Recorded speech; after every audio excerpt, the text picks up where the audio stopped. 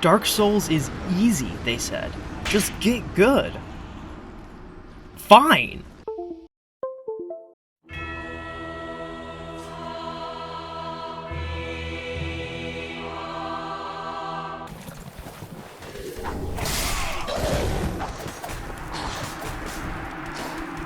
Within randomizer runs, there are often certain obstacles which can be easily foreseen as challenges. The Catacombs of Karthus, Mogwin Dynasty, that dang Room of Hollows in the Undead Parish. These were created as fun set pieces within certain levels, something to be experienced, but not struggled against too much. Just break the bridge, right? However, within randomizers, areas like this can become notorious for the unique challenges they pose.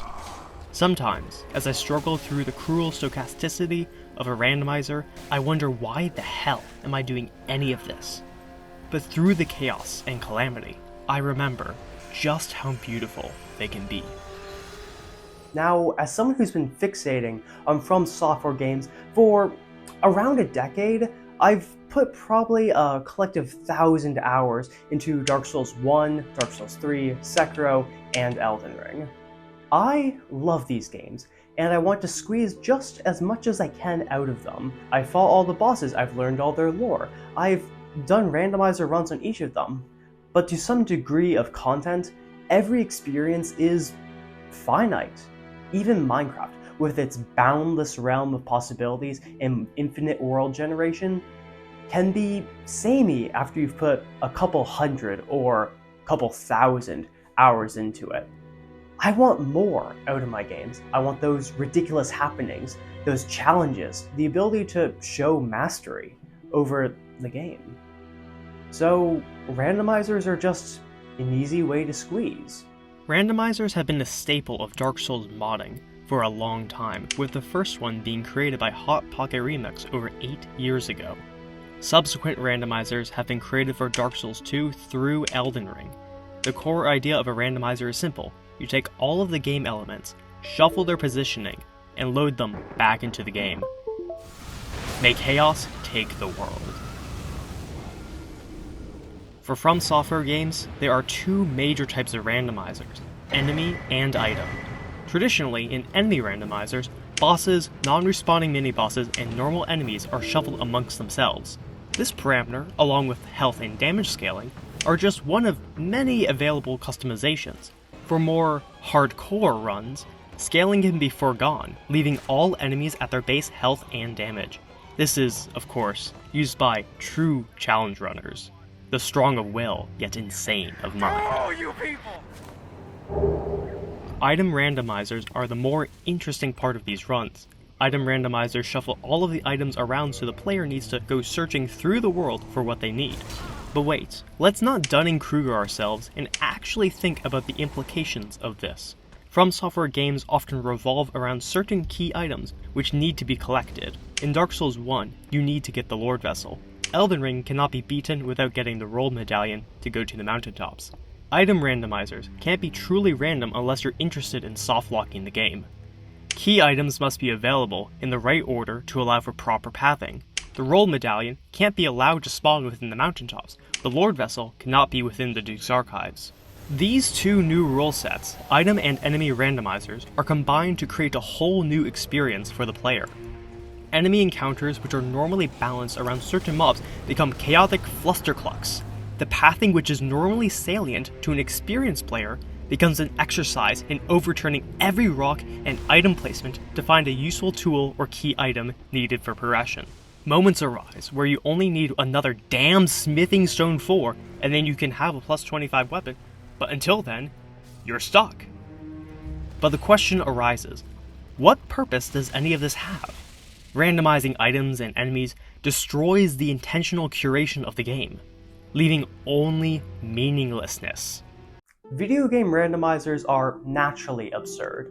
Definitionally, they are unreasonable, illogical, and a little inappropriate. Just look at this. Seems like an apt description, but there is also a deeper meaning related to the concept of the absurd. As people try to find meaning in all things, intrinsic and extrinsic motivation and all. Surely some of you agree with that. But there's a problem. A fly in the ointment. Life and randomizers are short, chaotic, and thereby somewhat meaningless. We continuously search for a purpose, but might not find one. Some people, like Mark Antony, famously, will find their Cleopatra, and they will sacrifice their wealth, their family, their country, just to get a little bit closer to that thing. But not all of us are so lucky to be consumed by devotion. But the contradiction, the searching for meaning amongst meaninglessness, remains. This is what we call the absurd, and is the core tenet of absurdism. Now, unlike nihilism or existentialism, which push people to make prescriptive statements about the world or who they are, absurdism is more about making descriptive statements about the world itself, to point out examples of the absurd in reality. Absurdism gives us the framework to think differently about the world. We take our lives incredibly seriously, even though that importance is derived from rather arbitrary criteria outside of our control. If nothing matters, and we all die in the end, then why do we do the things that we do with so much fervor? If many builds in a video game are about as good as one another, why do we gravitate towards the ones that we like the most? Why do we gravitate towards the familiar in a randomized world? By the way, one of the more famous absurdist writers was Albert Camus, and his writings generally revolve around the absurd, human choice, rejection of authority, and the fight against oppression. He's also credited with the absolutely devious line that the real 19th century prophet was Dostoevsky and not Karl Marx. Now, here at Whispering Weald, we do understand the class incentive for corporations to extract as much surplus labor as they can, but Camus really cooked with this line. Dostoevsky is such a good writer that not only does he make 19th century Russia feel like a real place, but he also accurately depicts modern internet incel culture a century and a half before its emergence. Anyways, Randomizing video games only heightens the absurd, calling directly into question why we try to do things when there is no active meaning. Since the seeds of runs are randomized, any individual run is just as intentional as any other. By shuffling the game around, we've removed most of the curated experience. When you strip away the lore and intentionality, all that remains is the gameplay and the feeling that you get out of the game. The challenge, too, is arbitrary. Some randomizer seeds are easier than others, so why do we do it? What are we squeezing for? Because randomizer runs are inherently meaningless, it then falls on the player to embrace the absurd. This can be to experience the game in a never-before-seen way, to wade through new waters, or to challenge yourself. Fundamentally, Elden Ring, Dark Souls 3, Dark Souls 1 are made up of similar building blocks. Strategies in one game can be useful in others. In Darkest Dungeon, enemy resistances are dictated by enemy type, which is largely dictated by region. Skeletons don't bleed but can be blighted, and are usually found in the ruins. The Warrens are a godforsaken grid of sewers filled with unholy beasts, so enemies are generally harder to blight and are weaker to bleed. The Brigand Pounder is a fucking cannon, so it can't be bled, blighted, or debuffed. Now, if somebody's hand were to slip and shuffle all the enemies, how would you respond? Randomization provides an increase to the game's baseline difficulty, a difficulty which is usually overcome through player preparation. When the game becomes harder, definitionally, the most powerful strategies rise above. In Darkest Dungeon, stuns and dots are powerful, so in a randomizer, stuns and dots are more powerful. Likewise, in Elden Ring, stance breaks and bleeds are very powerful tools that can carry you through the entire game. So in a randomizer, stance breaks and bleeds become king. There's no way to truly prepare for a randomizer run. You just need to adopt strategies that are more likely to see you through to victory. But not all randomizers are created equal. Randomizer runs are built on top of the architecture of the game itself. meaning that methods the game has for scaling difficulties are hard baked into certain randomizers. In Elden Ring, every enemy and area has a scaling value, which is applied to an enemy's base health and damage, meaning that when enemies are randomized to different parts of the game, the relative difficulty will be higher or lower. Disparately, in Dark Souls 1 and 3, enemies have fixed health and damage, which is then scaled up or down if they appear in the wrong area. This can lead to interesting results.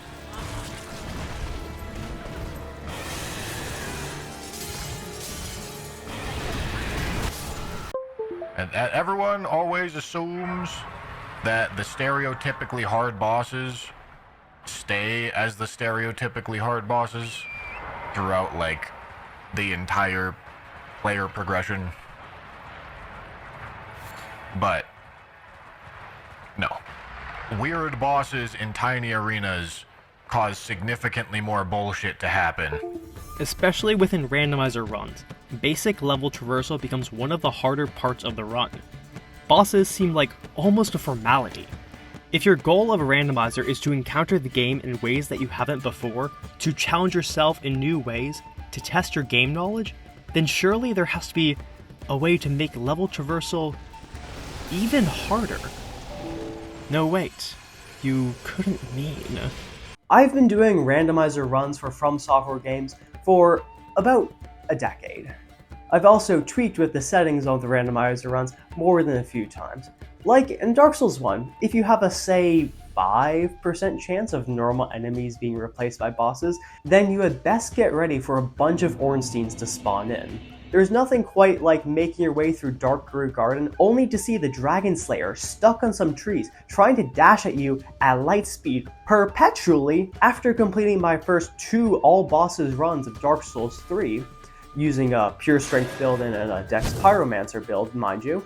I completed no less than 3 all boss randomizer runs within the next year. These runs were relatively uneventful, besides for the usual lore jokes or hijinks, but the most impactful moment was when I fought Sister Frida. The Sister Frida boss fight was replaced by the freaking Demon Prince after beating the 2.5 phase boss fight within a freaking shoebox. The music stops and then kicks back in, and I'm greeted with Black Flame Gundyr, and I was given a choice. Die now and have to do the entire fight again, or chain parrying the boss. I ascended to my status as capital G Gamer and chain parried the boss with no more healing, save for a emergency divine blessing which I had in storage. Now, I don't claim to be any good at these games. Any skill I possess is merely a shadow of more skilled players. But what if you're one of these skilled players? Someone who has already put in thousands of hours? What if you're a real gamer? Well then, do I have something for you? Since enemy replacement is the basic gimmick of a randomizer run, what if you move it to the other extreme? I mean, we have the technology. What if instead of randomizing all of the enemies, you made every enemy the same enemy? What if you made it the hardest boss in the game? Would it be compelling? Would it be beautiful?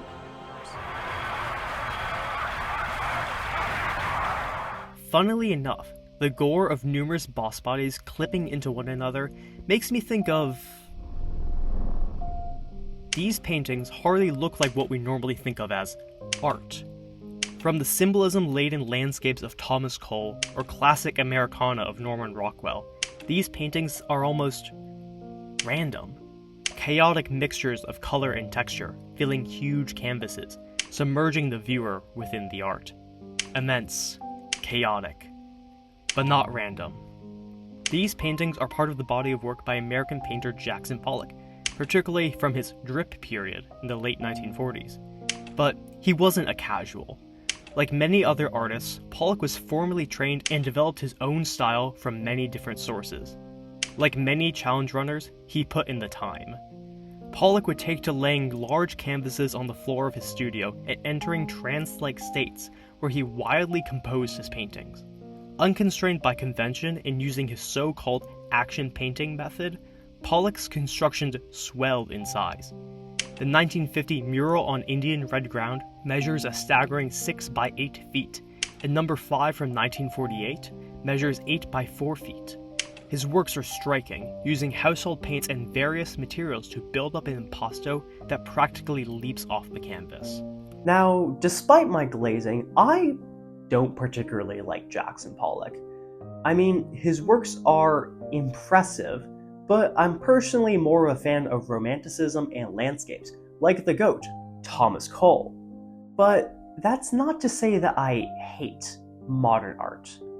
I remember a time when I was a kid, maybe 10, and I was going to yet another art museum with my father and brother.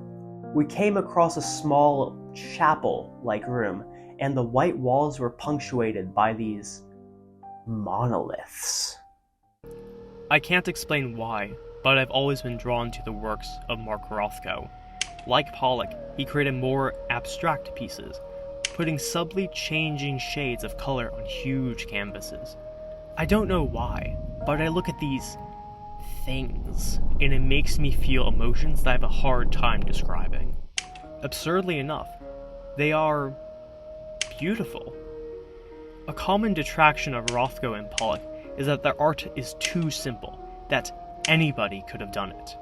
This is, of course, provably false. Pollock and Rothko used unique blends and additives in their paints, everything from varnishes to eggs, creating lusters and textures that are nearly impossible to replicate. With this analysis and other techniques, such as provenance or materials, forgeries are surprisingly easy to find. But wouldn't it not matter? If it's so easy to make these paintings, why didn't their critics do it? Unless the haters don't have what it takes. They're not real painters. Why, I am the only one that can do these runs. No one else can do them. Lobos is a casual. It's time. It's time we talked about the All-X run.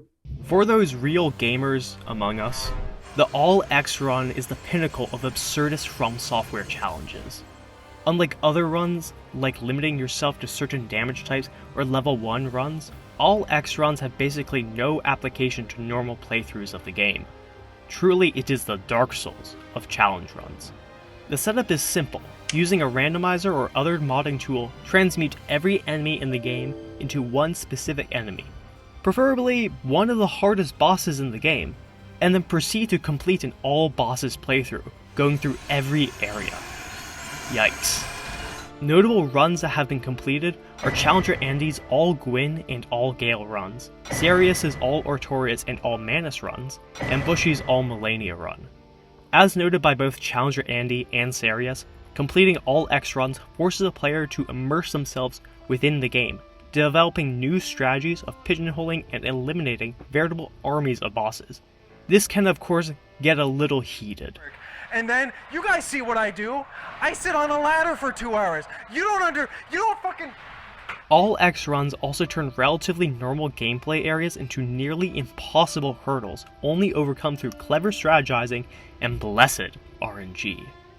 Neither Sarius nor Andy are above spending hours loosing hundreds of arrows and slowly whittling down enemies in an area, just so they can get one attempt at the boss. And for All-X runs, usually one attempt is all you need.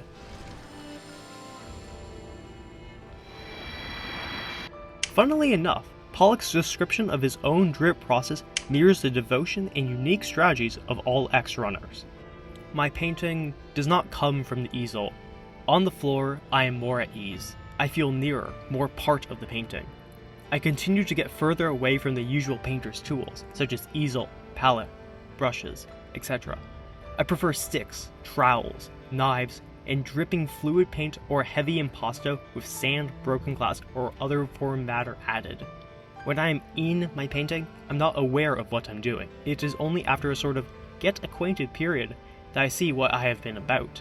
It's only when I lose contact with the painting that the result is a mess. Otherwise, there is pure harmony, an easy give and take, and the painting comes out well. Despite the detractors, randomizer runs, modern art, and All-X runs remain to be enormously popular. Challenger Andy's and Bushy's randomizer runs have netted them millions of views, and I can only hope that Serious gets the recognition that a player of his caliber deserves. The three of them, and many others, continue onwards, absurdly deriving meaning from meaninglessness. Tragically, Pollock and Rothko were not so lucky. While they were both widely praised during their time, the two of them would both meet untimely ends. Pollock was an alcoholic for many of his later years, and he died while drunk driving in 1956, taking one of his passengers with him. He was 44. Rothko similarly struggled with alcohol. In 1970, 2 years after being diagnosed with an aortic aneurysm, he would take his own life at the age of 66, leaving behind a mismanaged estate. I love FromSoftware games, particularly Elden Ring and Sekiro, but I'm not cut out for all X runs, and even some randomizers can get tiring. My Dark Souls 3 randomizer runs each took around 15 hours to complete, but to this day I have not completed all bosses run, let alone all bosses randomizer run of Elden Ring. People say that they could do that for Pollock and Rothko's paintings, but even restorations are incredibly difficult. Which players are willing to sink in the time needed to do another Gale run or yet another Deathless randomizer run of Elden Ring? Not me. I just lack the devotion. I'm just unwilling to give that much of myself to the work, to be truly in the painting. But that's not the end of it. Just because absurdly I can't paint a rectangle on a giant canvas or spent hundreds of hours and thousands of deaths needed to complete some of these runs, does not mean that they are without value or meaning. The purpose of the Tarnish, the Ashen One, the Chosen Undead, you and me, is to find a purpose and continue onwards, to embrace the absurd and find meaning from meaninglessness. What matters is not the prescriptive conclusions that people come to, but the drive behind it. I feel the same way about randomizers as I do about modern art. It's impressive, it's beautiful. Some of it's not for me, but that's okay. What matters is the meaning that we find from it, to embrace the beauty of the absurd. Thank you for watching. Hey, so welcome to the post video. Thank you for watching, and thank you for engaging with the content. This video was mainly because I was inspired by some runs I saw previously, and I wanted to also talk about modern art. Again, a huge thank you to Season of Spring Returning for his previous video that he posted on my channel. I'm very much looking forward to his next chapter, Ekin 7, which hopefully should come out before this video, in which case after that, it's, I believe, actually an interlude between the two parts of the novel. For any of you interested in a fun fantasy project, please go check that out. But elsewise, I'm also really excited about the next video. Let's just say it has to do something about labor and a very popular video game. But until then, stay safe and live well.